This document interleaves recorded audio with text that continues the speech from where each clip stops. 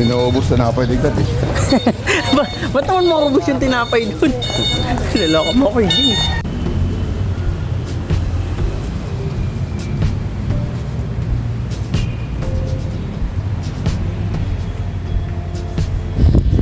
For today's video, yun nga, babiyahe nga tayo para sa isang shoot. So ngayon nandito na ako sa papuntang Trinoma, pero di ako dito sasakay ha. Ayan sa Trinoma. Bali, sa tapat niya ako sasakay. So may mga buses doon papunta doon sa location na pupuntahan ko. Ito nga yung sinasabi ko sa inyo, sa tapat ng Trinoma may mga sakay ng bus dito. Kung alam niyo yung biyahe dito, comment down nyo below, pero secret lang muna ha. So yun na nga, for the bayad na yung person, kaya ito, bayad na tayo kung walang barya, pero hanip ako tayo ng barya para hindi mabarya ang ating 1 kiyaw. So yun na, dito na pwede na tayo sumakay dito sa bus. Sabi nung conductor, sakay na daw ako. Then naghanap ako ng upuan na madali ko makikita yung pinaka-mark location natin, kasi hindi ko masyado kabisado papunta dun. So ito, lumipat na ako sa harap para sure ball na makita ako talaga, at bawal ako matulog sa biyahe. Naku, talagang lalagpas ang tao.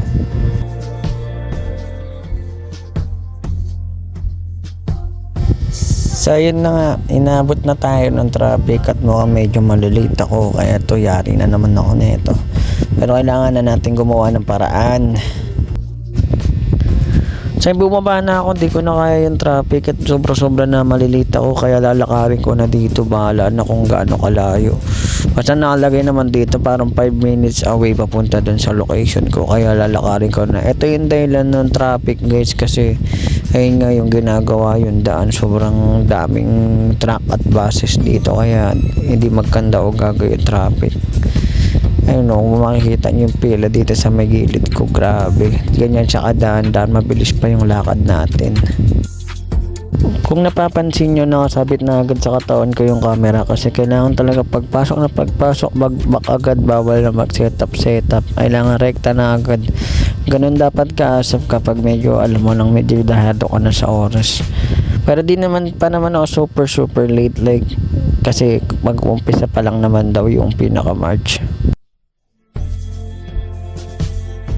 Tapos ito na nga, lakad pa ng lakad.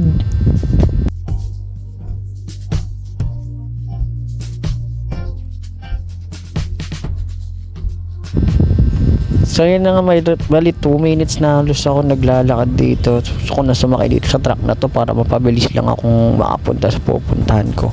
Pero kailangan natin mag-sacrifice, kailangan na natin magmadali, at madali na talagang oat.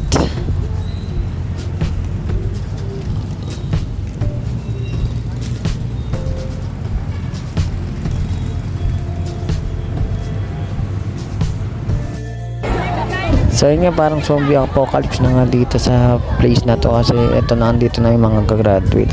Definitely di pa naman tayo naman i-start talaga. Yung importanteng makukunan natin is yung pinaka-awarding and yung iba pa. Ito yun, ang daming tao, sobrang dami. Ang daming mga with honors dito. So sana makaabot pa talaga ako. I think abot pa naman ako. So yun, nagmamadali na nga ako dito para di na ako mag-setup. Sa bulsa ko na yung flash para rekta na agad, back agad.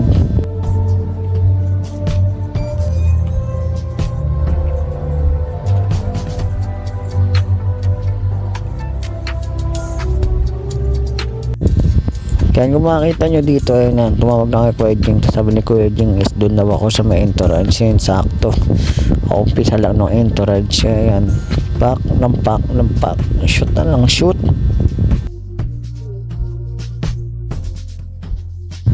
So dito, ayan, nakita nyo sa mga upuan ko sa likod, konti pa yung tao, pero maya madami na yan, kasi sobrang dami mag-graduate ngayon. Sobrang dami, at isa-isa namin ito pinipicturean para lang talagang best memories, keep memories talagang mga tao na yan.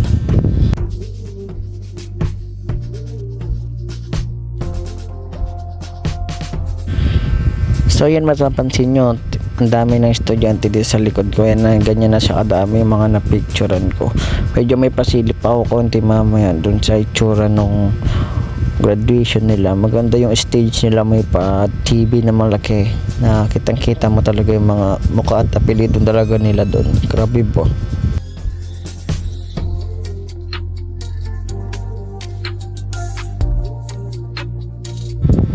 Okay, next angle. Ayan, kitang-kita nyo. Dito naman sa kabila ko yung mga parents na napicture na natin. Ang dami nila, super. Tapos eto na. Eto na yung pa-stage nila, bongga. Parang wedding ba?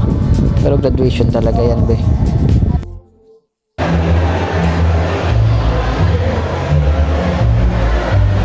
So guys, graduation pictorial na konsolasyon. Walang tigil-tigil po.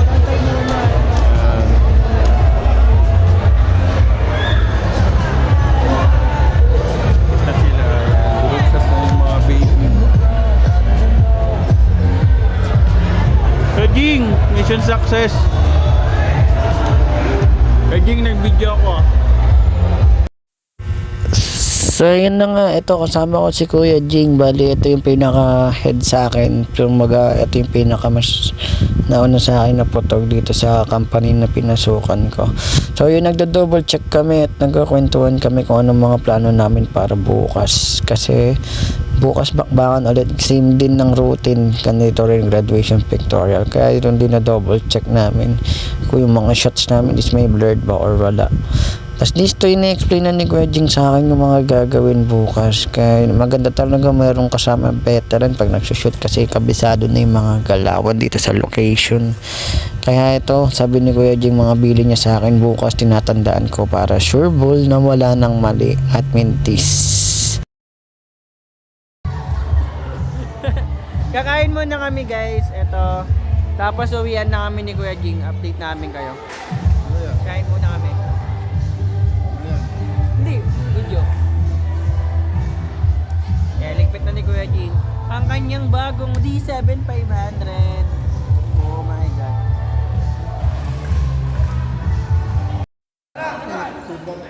Bye po, thank you po. Thank you po. Bukas naman baka na. Oh ma'am. Uwi namin ni Kuya Jing. At this moment talaga napifeel ko yung pagka-veteran ni Kuya Jing, kasi ito na nga, explain niya sa akin yung exactly na gagawin ko bukas. Kaya napapanatag ako pag may kasama akong head shooter sa akin. Yan, no? Kahit naman yan tao sa likod, dyan sa tanong sa kunan. Dito mo sa wanda kunan, no? Para makuha mo to. Kasi kapag dito mo kunan yan, malayo. Oh. Dito, Dito ako. Ito, ganyan. Dito. dito. Yan, doon ka. Background mo yan. Kumari, nakalusot ka siya. Ganyan. Kasi kapag dito yan, no? Mataas yan. Maliit ang tao. Kasi na turo ko saan, hindi mo ako makaalis doon eh. Ha? Hindi mo ako makaalis doon. Sa pistok kasi, kung iniwan. Thank you so much dito kay Kuya Jing, at sobrang marami akong natutunan sa kanyang mga techniques at mga technicals gagawin kapag nasa event ka. Matagal naman na rin ako nag-event, pero iba pa rin yung turo ng mga veterans photographers noon, no? Kaya thank you so much Kuya Jing. I hope marami pa tayong shoot na magkasama. Ang habida, ang maliwanag doon sa likod. Ang ating puta, pinupas sa likod. Saan tayo daan, Kuya Jing? Doon din, kapon. Ay, kapon. Hindi naubos na nakapaligad eh. Ba't naman makubos yung tinapay dun? Naloko mo, Kuya Jing. Pauwi na kami. At sin na nga guys, bali dito na mag-end yung video. Wait nyo na lang yung part 2, mag-video na lang ako ulit. Same location lang ulit, same routine. Pero tingnan natin kung magbabago sa diskarte at galaw natin. Kaya yung mga beginners photographer dyan, nood-nood lang kayo ha, para makita nyo experience kung gaano kahirap or gaano kadali yung maging photographer. Okay? See you soon guys sa next video. Bye bye, thanks.